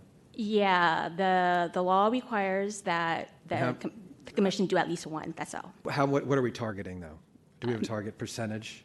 The percentage, how much Yeah, how I'm many, sorry, how I'm many having- of the random, so it's 250 lobbyists. Right. The law requires that we audit one, which is absurd. Mhm. What's the goal for the commission to, and I appreciate that we can't audit everybody. Right. So do you have a goal as to roughly how many you'd like to be part of the random audit? Well, I think because we just did this initial round of lobbying audits where even though the law required only one, we wanted the audit to remain representative. So going forward, depending on the audit population, again, based on the activity that we see, the number of lobbyists on file for next year, for example, for 2022, it depends on what we see, the population-wise. And So then, let's say assume it's roughly the same, 250 lobbyists. What's the goal? again, to ensure that the activity that is captured, because there's no guarantee that the same activity that was in 2021 is going to happen in 2022. It just depends on the activity that we see.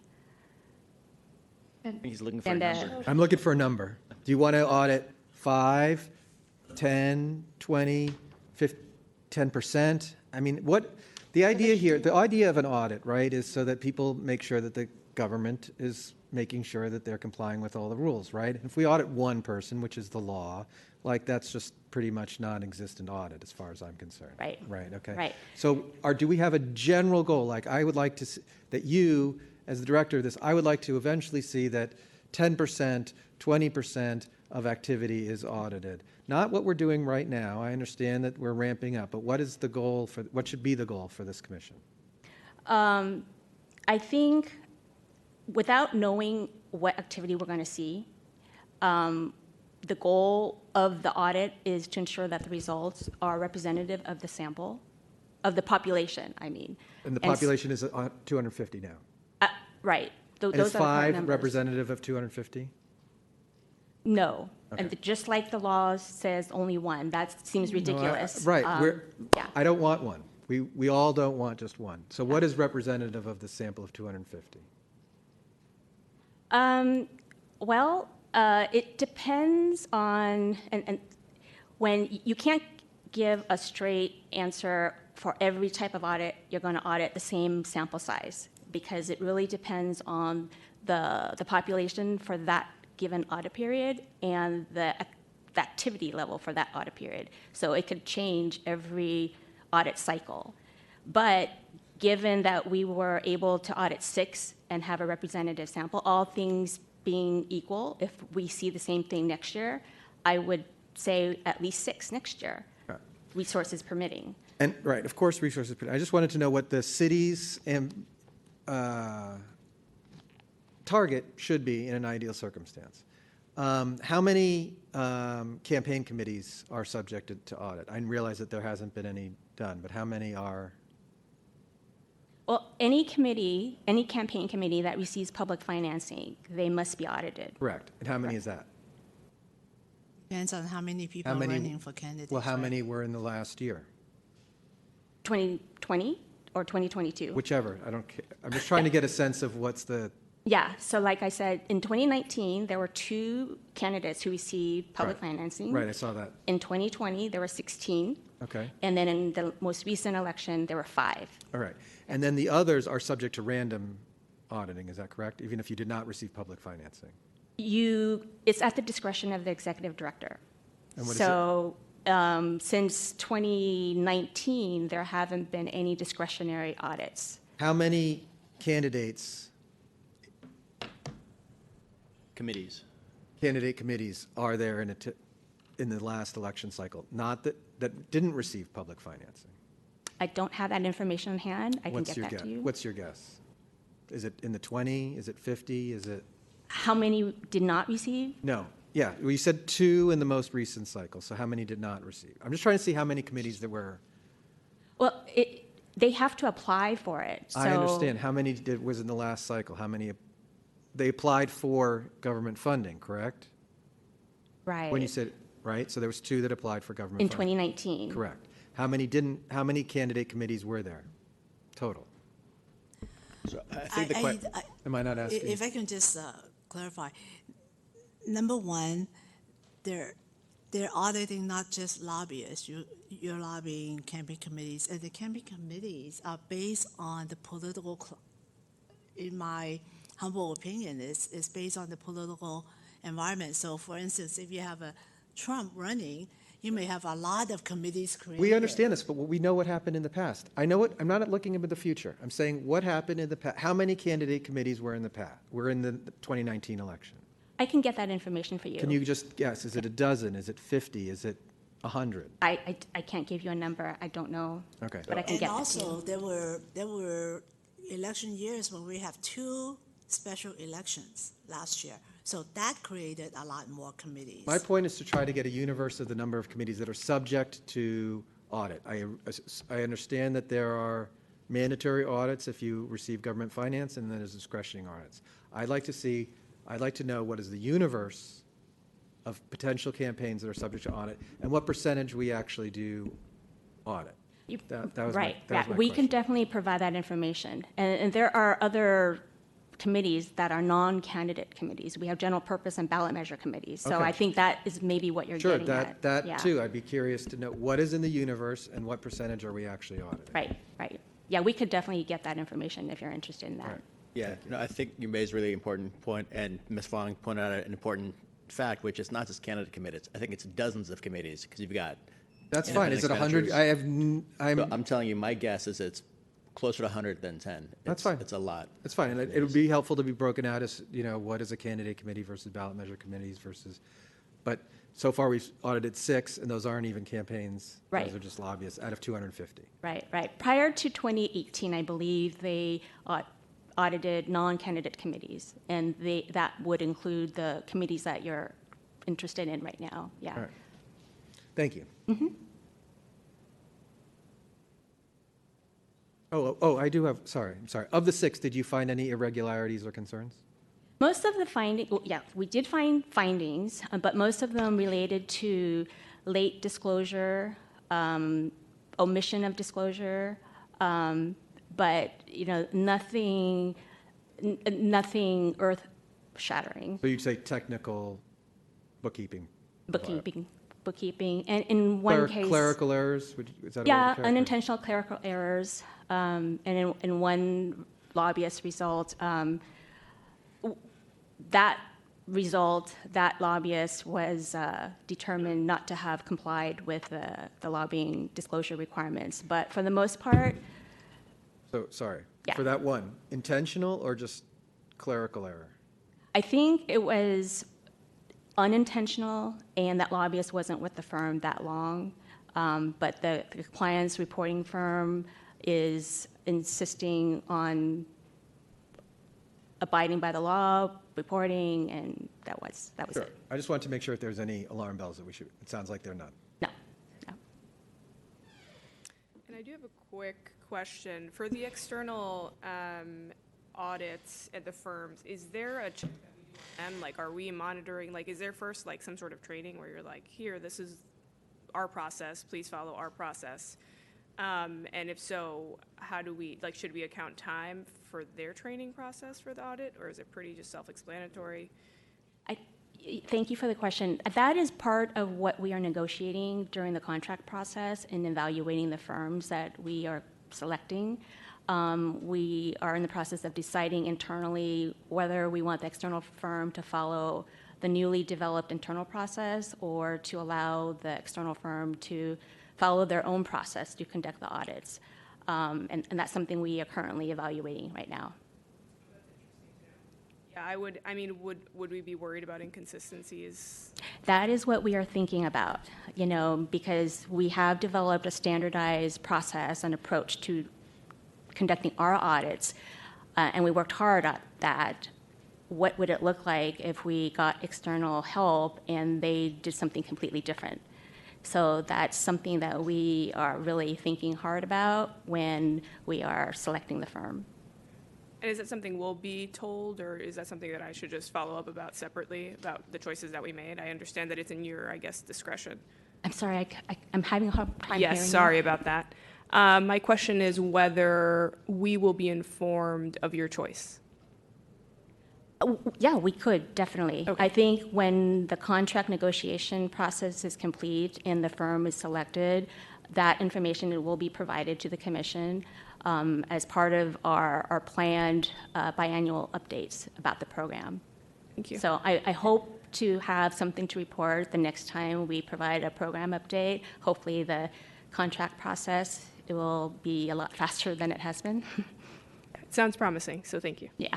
Commissioner Flores-Wang, if I can add one additional detail to that response. Yes, thank you. In the past, when we have used external auditors, we have provided them the procedures for completing the audits. So that came from us, so they had to follow our procedures. So Yeah. we will go that route. Great, that makes sense. I just, I wonder whether they will follow, they could say thanks for your document, I appreciate it, and then follow their own process. And so I'm wondering about a check on that.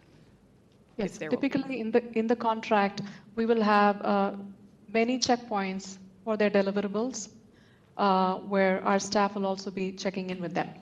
So that's been the process that we followed in the past, and we will be working with Office of Contract Administration as well to get their guidance on the right way to set up the agreements. Great, thank you. Commissioner Bush, you have questions? I may not have a correct memory, but I believe that the law that directed that there be at least one audit of a lobbyist was passed in 2015, and that for several years, the Ethics Commission just parked that to the side and didn't take any action on it, which explains why there's such a long lag and why the board became impatient with us. But in addition to that, the FPPC began to undertake audits on behalf of local governments. And they started, I believe, with someplace in Southern California. And then 2 years ago, the legislature amended the law to allow the FPPC to accept requests from any local government to do audits of local campaigns based on what the rules were in that community. So there is another option besides the controller, and that is worth exploring, whether the FPPC might do it.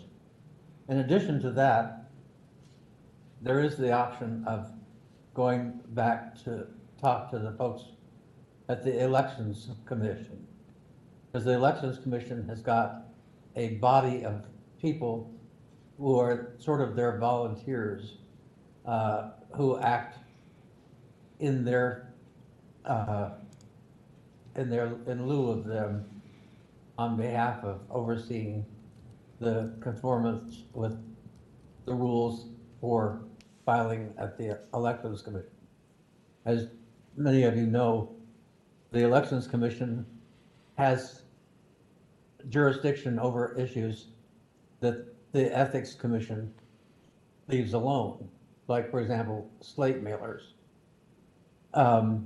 The difference is that a lot of money goes to slate mailers, and it's not tracked except at elections, and election doesn't track it electronically, but just puts them in a file folder and then puts them in a form. So what we're seeing when we do an audit is only a part of what is available and only a part of the resources that we might have available to us if we were to be more aggressive in it. My thought is that we would be better off having audits that were based on how recent the campaigns were operating. So that if you don't want to sit there and try and audit a campaign from 2012, because who knows if they even can lay their hands on their canceled checks and tell you exactly what it is that they've gotten done. And it's not fair to them or to you. And we're not imposing any additional fees to pay for the audits that have to be done.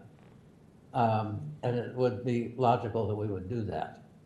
So I see all of that as a way out of this without burdening the staff further than we have already. I just want to bring that into the discussion that we're having right now. Thank you. If there are no other comments from the commissioners, let's go to public comments, please. Thank you for being here. I think you can sit down, but thank you so much. Okay, thank you. Madam Chair, we are checking to see if there are callers in the queue who wish to comment on item number 10. Please stand by. Madam Chair, we have 2 callers in the queue. First caller, please stand by. Welcome, caller. Your 3 minutes begins now. Great. David Pilpel again. So unfortunately, I have a very long memory on this and all other issues related to the commission. This is not a new issue at all. I would consider requesting a short audit update within the monthly executive director's report, in addition to the, I believe, semi-annual report that staff was proposing in the written report today. I would definitely prioritize campaign audits over lobbyists, campaign consultants, which I don't think were referenced today, and Form 700 reviews and any other type of audit work. I don't quite understand, and I'm not sure that I heard discussion about not contracting with the Controller's office, City Services Audits, or some other group within Controller land, rather than an external firm to avoid outside audit work. There's no reason why an outside firm would use their own procedures. They should absolutely be using procedures developed, an audit workbook, whatever, developed by the staff. And I'm not sure that audit work and audit work papers should be held by an outside firm. I think that really should be city work, whether it's done by the commission staff or controller. Or, anyway, I'm not yet with the idea of an external firm helping with this. I think targeted audits are useful. Random audits should be proportional to the pool of entities of each type that are being reviewed, and overall the resources needed for the audit function should address the very important public need for timely audits. Audits, as Commissioner Bush just indicated, audits from 2012 aren't so useful. The people may not be around, the records may no longer be available, et cetera. It's important that audits happen on a timely basis, and the resources should be there.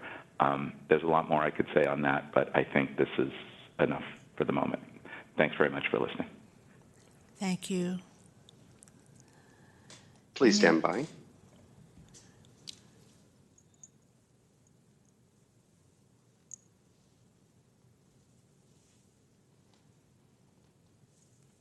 Welcome, caller. Your 3 minutes begins now. So, commissioners, I've been listening to y'all, and this is how I look at it. San Franciscans believe in accountability and transparency. We have the Sunshine Task Force, which is not working. We have the Ethics Commission, and you know how y'all are performing. We have the Controller's Office, and with all the articles in the SF standard, we know that they have failed. How can nonprofits get money in the millions when their certification is not in order? Now, the Ethics Commission, for the longest time ever, y'all don't have the resources. If y'all don't have the resources, how are you going to perform? So don't be talking about stuff in generalities. If we have standard operating procedures in place, but you don't have timelines and goals, you're useless. The Ethics Commission has failed us miserably. The Controller's Office has failed us miserably. The Sunshine Task Force doesn't know what to do. The Sunshine Task Force was supposed to represent the people to do some due diligence and send it to the Ethics Commission. That's not happening. The world is looking at us. How many people, corrupt people, are being indicted? Not by the Ethics Commission, not by the work of the Controller, not the City Attorney, but the Federal Bureau of Investigation. Some of you all know a little bit about it. So represent the people. Please. This is a corrupt city, and now more and more it's reached saturation point. You commissioners have to really work very hard to establish standard operating procedures with resources. And don't look to outsourcing audits. It doesn't work. Thank you very much. Thank you. If there's no other public comment, let's close public comment for agenda item number 10. And since there's no action required, this item is closed.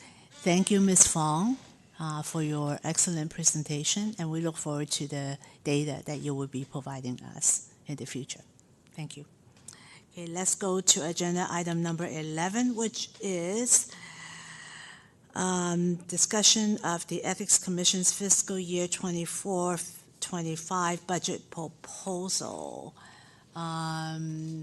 Director Thakandil. Thank you, Madam Yours. Chair. I'm just bringing up my presentation. I have a brief presentation.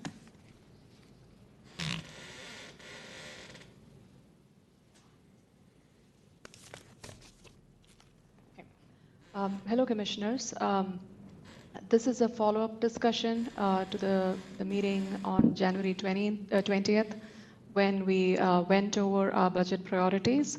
As you know, the city requires departments to conduct 2 public hearings on their budget proposals before the budget can be finalized and submitted.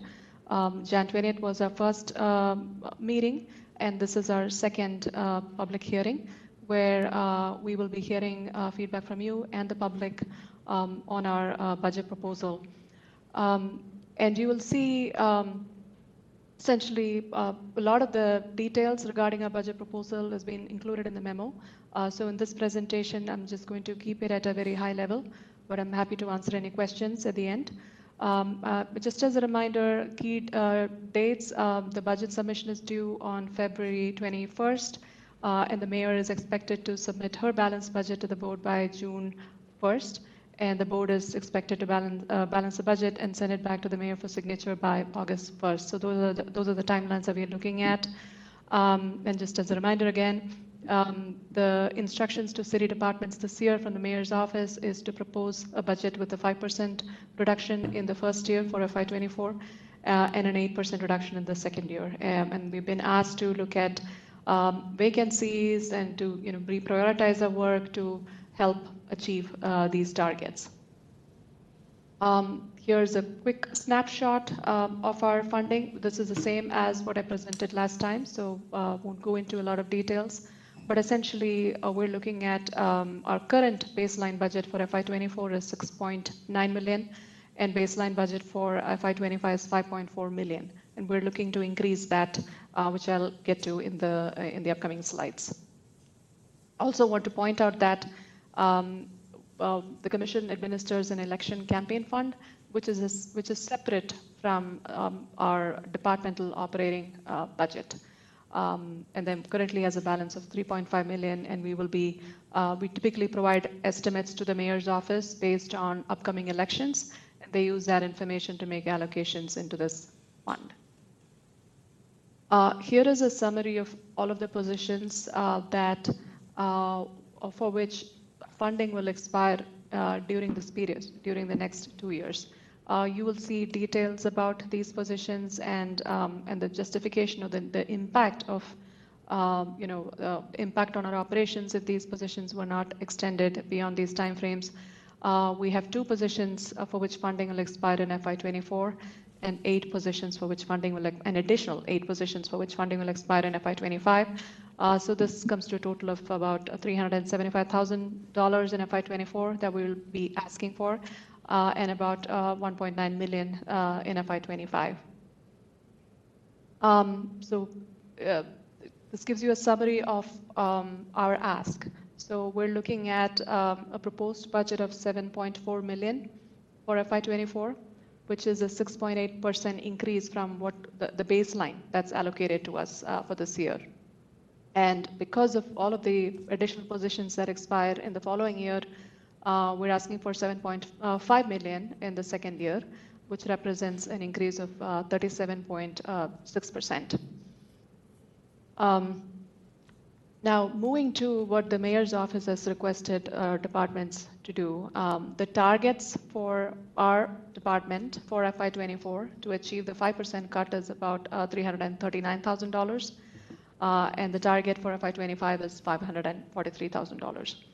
So in order to achieve that target, in addition to the impact of not being able to support those additional, the 10 positions that I talked about, we will need to keep several other positions open during this period. And identified the positions, the first one is the 1844 Senior Management Assistant. This is a very key role that's been helping, currently vacant, but this role has been helping candidates and committees with providing them guidance and filing assistance and training and support. And not filling this role in the upcoming years will have a huge impact on our ability to support these filers for the 2024 election. The other position is the executive secretary position, which got added as a part of this budget, FY23 budget. This role currently, the functions to be performed by this role currently is distributed across staff. So there's programmatic impact because of that work, which will continue if we don't fund this position. And the third position is an investigator role in the enforcement division. Not filling this position will limit that team's ability to conduct detailed investigations, which again will help reduce case resolution times and increase the variety of and severity of cases that we investigate. So finally, just to summarize the impact of having to take the mayor's target cuts and the expiration of these positions, the impact will be across the board in our department. We will see impact on the ability to do enforcement, our ability to support the campaign filers and committees. The Form 700 filers and committees, one of the positions identified as for which funding expires, directly provide support to Form 700 filers. So that area will be affected. There are various disclosures and dashboards that we make available through our website and various systems. Our ability to maintain and support them will also be affected. And the new Ethics at Work training program that we've been working on will also be halted. So we are asking for any feedback that you may have on the budget, but the next steps would be to, with your feedback and the public's feedback, to finalize the budget submission for the Feb 21st deadline. Staff is also working on a draft budget statement based on the feedback from the Commission from the last meeting. We're hoping to circulate that in a day or so to the Commissioners for your feedback, such that we can finalize the statement next week and include that, publish that on our website and include that as a part of our budget submission. So with that, I will wait to hear if you have any questions. Thank you, Director. Does any members of the commission wants to comment on anything new from your previous comment from last month? No? Commissioner Bush, I didn't see you. Commissioner Bush, do you have any new comments or recommendations aside from what you said from last meeting? No, I think it would be helpful in general to have a rundown of the top 10 lobbyists and what it is that they seek to accomplish in a dollar value. I think that we need a better picture of how much government decisions affect the economy of the city. And that's one way of doing it. Okay. Perhaps that would be for the next commission meeting outside of the budget discussion. Let's go to public hearing. Public comment, please. Public comment. Thank you, Madam. Yes, thank you, Madam Chair. We are checking to see if there are callers in the queue who wish to comment on agenda item number 11. Please stand by. Madam Chair, there are 2 callers in the queue. Please stand by. Welcome, caller. Your 3 minutes begins now. So this presentation given by the person who's in charge of this budget is very general in nature. It doesn't incorporate timelines and goals. And it clearly tells you that y'all don't have the resources. So how are y'all going to fulfill your obligations when it comes to the backlog? Who is doing the quality control of these audits? Or are y'all going to hoodwink the public just by saying, oh, you know, we don't have the resources. In the first year, we have to cut our resources by 5%. In the second year, by 8%. If you are going to serve the citizens of San Francisco, the taxpayers, you have to have some accountability and transparency. And since it's a core thing for having standards, ethics, morals, y'all should be asking for the mayor to give y'all the resources, however which way she decides. Because the mayor talks too much. She's making a fool of herself. But you commissioners have to stand up to the mayor and say that y'all don't need the cuts. Because we, the people, have suffered for 3 decades with the Ethics Commission, failing us. Quinton Kopp, some great citizens trying their best to rescue the Ethics Commission, but y'all have failed us, kicking the can down the street. Okay, the general presentation is just that, a presentation, but it does not have goals. It doesn't have timelines. It has no standards. And there is no quality control report given every quarterly. Thank you very much. Thank you. Please stand by for the second caller in the queue.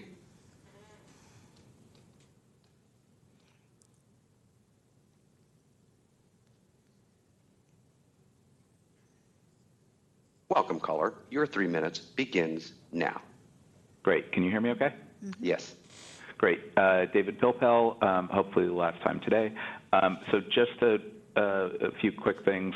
The agenda item description for today lists this as item 11, public comment discussion, possible action regarding Ethics Commission budget proposal for fiscal year 2024 that begins July 1, 2023. That's nice, except that this actually covers 2 years and is both the fiscal year 2024 and fiscal year 2025 budget submission. So I don't think it's a fatal error, but I would just encourage staff to be very careful in the future on agenda item descriptions. Thank you very much for hearing my comments last meeting. I'm not going to repeat those. I provided some pretty detailed comments on a variety of topics related to the budget last time. And, you know, frankly, I hope the mayor and the Board of Supervisors will engage with you and the staff on the budget proposals, because there are significant shortfalls in the budget year and the second year on positions that expire. And if those staff goes away, or those positions are unfunded, then it's really going to constrain the commission and the staff's ability to fulfill your mandates and do the things that you want to do, some of which have already been talked about today. So in conclusion, I support the budget as proposed. I really, again, hope the mayor and the board will engage on this. I want to thank you for listening to my various comments at today's meeting, and I think I'm done for today. Thanks again. Thank you. Any other callers? Madam Chair, there's no further callers in the queue.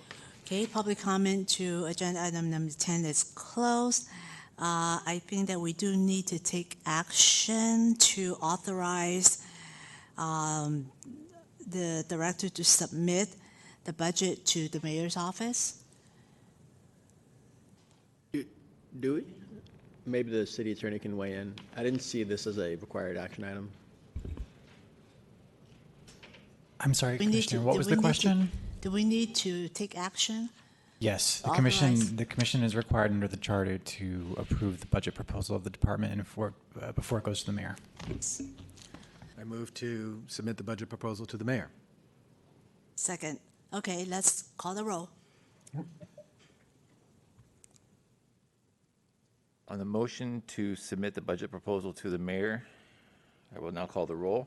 Commissioner Bush? Aye. Commissioner Flores-Fang? Aye. Commissioner Finlev? Aye. Chair Lee? Aye. Commissioner Romano? Aye. Madam Chair, with 5 votes in the affirmative, the motion is approved unanimously. Okay, thank you. And I also want to thank our acting director for her really diligent work in putting this together. Now let's go to agenda item number 11. 12. Potential closed session. Let me find the thing. First, please note that the agenda item number 12E in the matter of probable cause determination is being continued to the March 10th, 2023 meeting. Therefore, there's no further discussion or action will be taken on this matter at this time. Today's agenda includes a proposed closed session item under item 12D for an update with labor negotiator regarding labor negotiations. This item has been scheduled for the Commission's discussion and possible action. Employee relations staff from DHR and city attorney labor attorneys have been invited to be with us today, and I do see that we have a representative present. The anticipated issue under negotiation is the status of the meeting confer with the Employee Associate Organization, San Francisco MEA, regarding the Ethics Commission's gift and ethics recommendations for city law. For purposes of this item, there are 4 steps that are involved.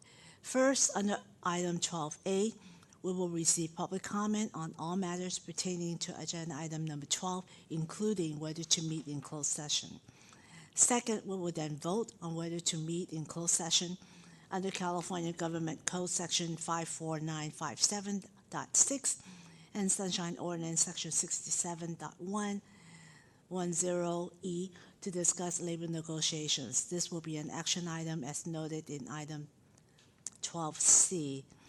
Third, if a closed session is held, the Commission will initiate a closed session meeting to meet with labor negotiator, and following that closed session, we will then reconvene in open session. Fourth, pursuant to Brown Act Section 54957.1 and Sunshine Ordinance Section 67.12, And as shown under agenda item, we will discuss and vote on the motion regarding whether or not to disclose any action taken or discussions held in closed session regarding the labor negotiations. Any questions? No questions. Does our Deputy City Attorney Russi want to add anything to the closed session process? No, Commissioner, nothing to add. Thank you. Okay, thank you. If not, let us proceed to public comment. Madam Chair, we are checking to see if there are callers in the queue. Please stand by.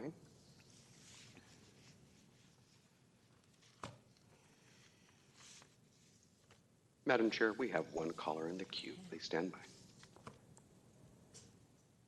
Welcome, caller. Your 3 minutes begins now.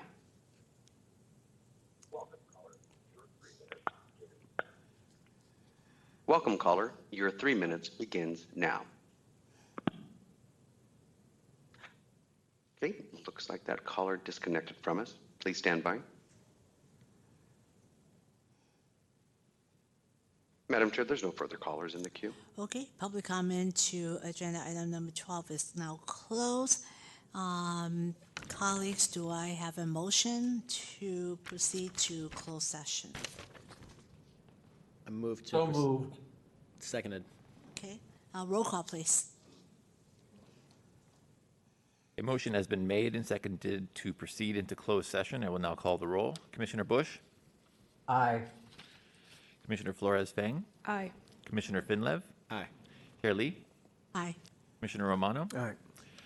With 5 votes in the affirmative and 0 opposed, the motion is approved unanimously.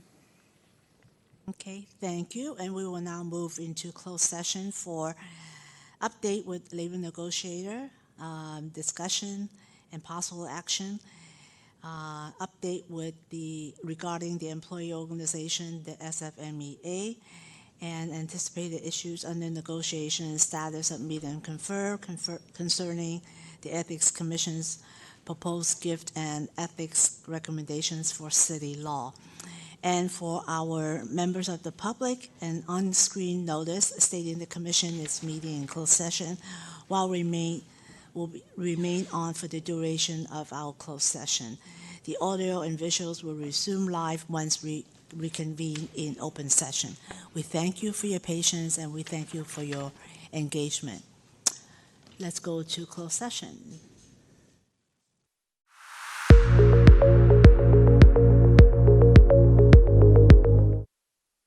And we want to thank the members of the public for your patience and continued engagement as we now resume our open session meetings.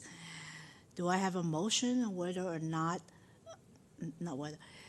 to disclose actions or discussions held in closed session? I move not to disclose the content of the closed session.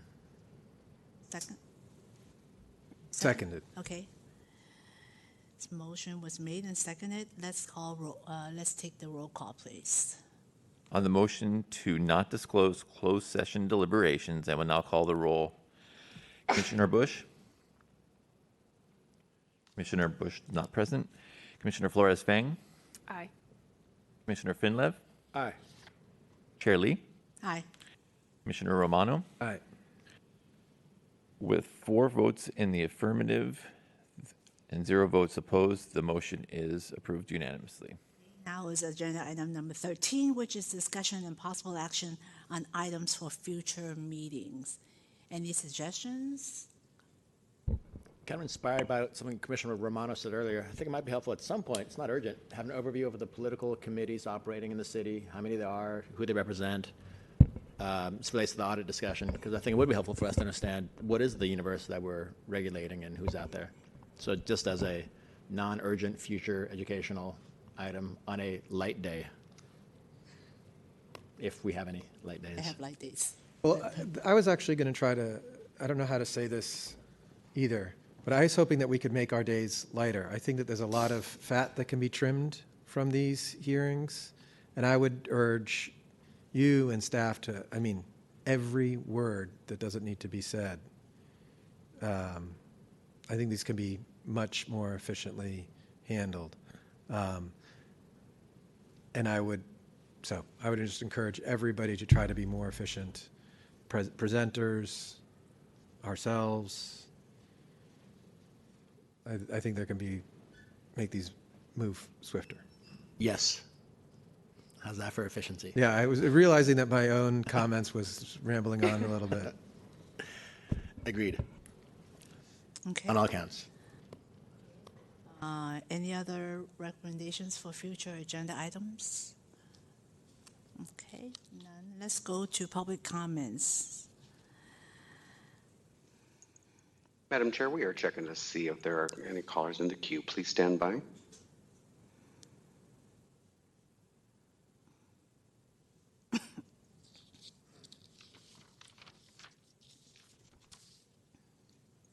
Madam Chair, there's no callers in the queue.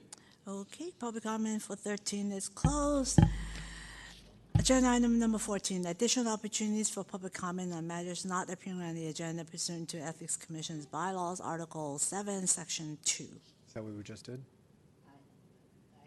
These are the legal, my understanding is these are the legal wording that. Right. Public comment? Madam Chair, we are checking to see if there are any callers in the queue. Please stand by.